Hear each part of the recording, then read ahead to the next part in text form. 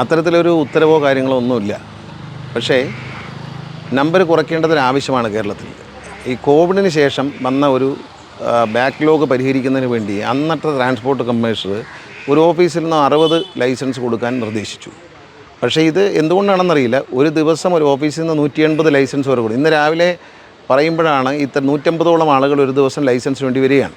അപ്പോൾ രാവിലെ ഞങ്ങൾക്കെല്ലാം പരിശോധിക്കാൻ വെറുതെ പറയുന്നതല്ല, 8:30 മണി മുതൽ 1:30 മണി വരെ 2 മണി വരെയാണ് മാക്സ്. അപ്പോൾ 6 മണിക്കൂറാണ്.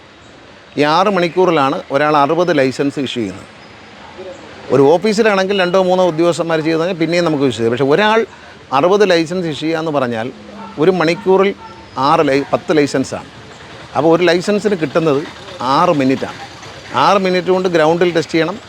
ആ മിനിറ്റിനുള്ളിൽ തന്നെ വണ്ടിയുടെ പരീക്ഷ എഴുതുന്ന ആളുമായി ചോദ്യോത്തരം നടത്തണം. ഇതാണ് നിയമം. അത് കഴിഞ്ഞാൽ റോഡിൽ ടെസ്റ്റ് ചെയ്യണം.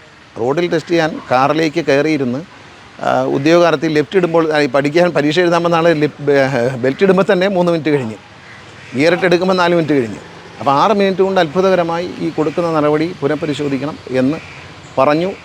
പക്ഷേ ഔദ്യോഗികമായി നടത്തിയൊരു യോഗത്തിലെ വിവരങ്ങൾ രാത്രി തന്നെ മാധ്യമങ്ങൾക്ക് ചോർത്തിക്കൊടുത്ത ഉദ്യോഗസ്ഥരെതിരെ കർശനമായ നടപടിയെടുക്കും. അതൊരു ചർച്ചയാണ്.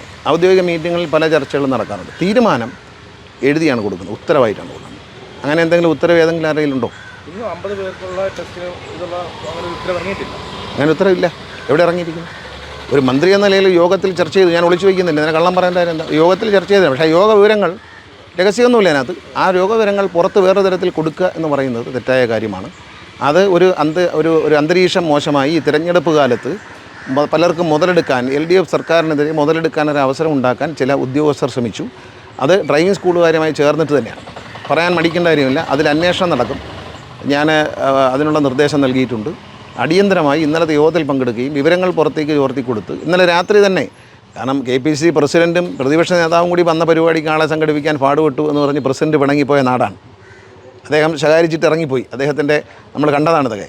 ആ നാട്ടിൽ കൊല്ലത്തെ ഒരു വനിതാ നേതാവ് രാവിലെ തന്നെ ആയിരക്കണക്കിന് ആളുകളെയും സംഘടിപ്പിച്ച് വരാൻ കഴിയുമെങ്കിൽ അത് ഡ്രൈവിംഗ് സ്കൂളുകാരുടെ സംഘടനക്കാരുടെയും ഡ്രൈവിംഗ് സ്കൂളുകാരുടെയും പിന്തുണയോടെയാണ്. അത് ഇന്നലെ രാത്രി മുതൽ പ്ലാൻ ചെയ്യുക. അത് ഗൂഢാലോചന തന്നെയാണ്. അപ്പോൾ ഈ ഡ്രൈവിംഗ് 6 മിനിറ്റ് കൊണ്ട് ഡ്രൈവിംഗ് കൊടുക്കും. ഞാൻ എല്ലാവരും ഒരു ചോദ്യം ചോദിക്കുന്നുള്ളൂ.